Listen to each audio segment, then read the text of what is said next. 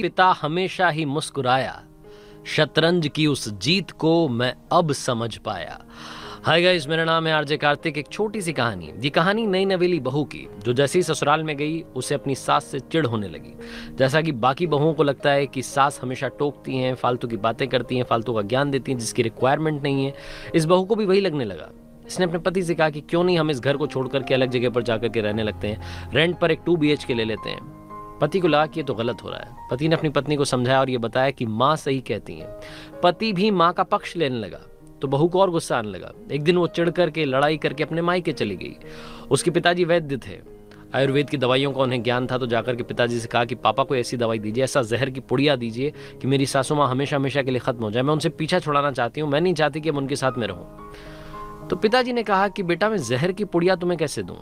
तुम्हें जहर दूंगा, तुम जाकर के सासू माँ को जहर दोगी, उनकी मौत हो जाएगी, पुलिस आएगी, तुम्हें पकड़ेगी, फिर तुम तक जहर पहुंचाने के आरोप में मुझे पकड़ेगी, हमारा पूरा परिवार तबाह हो जाएगा। तो उस बहू ने कहा कि फिर क्या करें पापा, बताइए, आप बताइए क्या करें। तो पिताजी ने कहा कि एक दूसरी दवाई देता हूं। ये दवाई धीरे धीरे धीरे धीरे असर करेगी। 6 महीने तक इसको रोजाना खाने में मिला करके देना।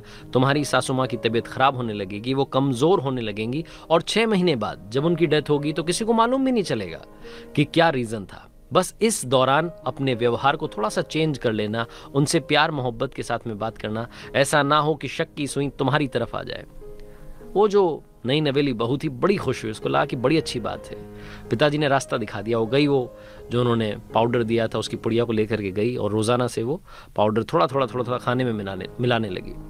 सासू माँ की सेवा करने लगी, प्यार से बात करने लगी। अचानक से बहू के बिहेवियर में चेंज आ गया था। सासू माँ को लग रहा था कि जब भी वो कुछ बोलती थी सामने से बहू रिएक्ट नहीं करती थी। सासू माँ को भी अच्छा लगने लगा। 2-3 महीने में इन दोनों के बीच में दोस्ती होने लगी। धीरे धीरे धीरे रिश्ता और ज्यादा प्रगाढ़ होने लगा और बहू को लगने लगा कि ये तो बिल्कुल मेरी माँ जैसी है, माँ की तरह मुझसे प्यार करती है, मुझे अपनी बेटी मानती है। वो 6th मंथ आने वाला था जब पिताजी ने कहा था कि सासू माँ की मौत हो जाएगी, ये दवाई असर करेगी। दौड़ करके बहू अपने मायके गई और जाकर के अपने पिताजी से बोली कि पिताजी मदद कीजिए, कोई ऐसी दवाई दीजिए जिससे कि उस दवाई का असर कम हो जाए। तो इसके जो वैद्य पिताजी थे वो हंसने लगे और बोले कि वो दवाई किसी को मारने वाली थी ही नहीं, वो जो पाउडर था वो चूर्ण था हाजमे वाला, और मैंने तुम्हें सिर्फ इसलिए दिया था ताकि तुम्हारे मन को सांत्वना मिले, तुम्हारे बिहेवियर में चेंज आ जाए। घबराओ मत, तुम्हारी सासू माँ को कुछ नहीं होने वाला। छोटी सी कहानी बहुत बड़ी बात सिखाती है। पेरेंटिंग बहुत ज़्यादा इम्पॉर्टेंट है और लाइफ में कभी भी आपको लगे कि आपको सब कुछ आ गया है, तब भी आपको माँ बाप की सलाह की ज़रूरत हमेशा रहेगी। माता पिता का आशीर्वाद बराबर साथ लेकर चलिए, उनसे प्यार कीजिए, चाहे माता जी हों, पिताजी हों, या ससुर जी हों, या सासू माँ हों। अपनों से बड़ों का सम्मान कीजिए, आपकी लाइफ में खुशियाँ गारंटीड आएंगी।